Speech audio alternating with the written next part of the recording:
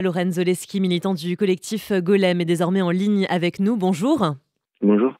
Vous étiez invité mardi à une table ronde organisée par la présidence de l'Université de Lille sur le thème Israël-Palestine. Comment une communauté universitaire s'engage, et vous y avez subi une humiliation antisémite publique. Est-ce que vous pouvez nous raconter ?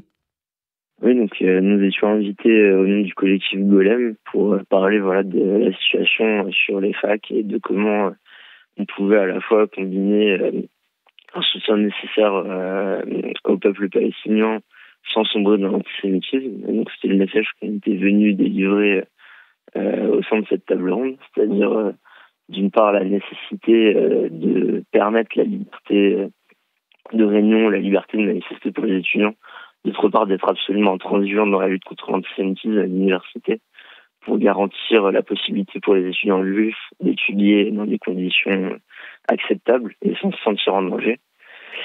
Et avant même de pouvoir délivrer ce message, donc on a été pris à partie pendant la table ronde en présence donc de l'administration de la fac par les militants de Libre Palestine qui avaient écrit un communiqué accusant Golem de soutenir la politique du gouvernement israélien, d'être complice de la guerre à Gaza et des massacres en cours à Gaza, et donc qui nous accusait d'être des colons génocidaires, fascistes, avant qu'un des étudiants ne se lève et vienne nous lire droit dans les yeux un poème de Mahmoud Darwish qui explique en gros que nous étions partie prenante de la guerre à Gaza et que nous avions du sang sur les mains.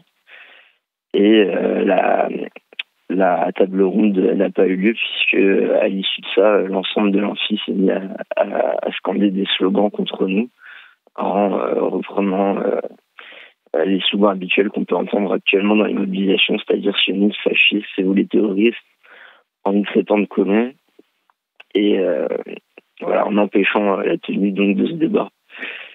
Et sans que l'administration finalement ne réagisse véritablement. C'est-à-dire qu'elle nous a laissé sur l'estrade pendant plus de 20 minutes en étant pris à partie par ces étudiants et sans que personne n'intervienne pour véritablement calmer la situation.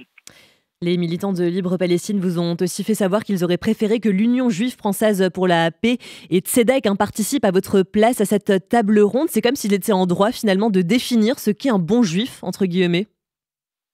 Exactement. C'est en gros, il faut être dans une dénonciation frontale de l'existence même d'Israël pour avoir grâce à leurs yeux. Et si on n'est pas dans cette position de dénonciation de l'existence d'Israël, en fait, on est immédiatement assimilé au gouvernement israélien, quand bien même on serait extrêmement critique de la politique actuelle menée par ce gouvernement.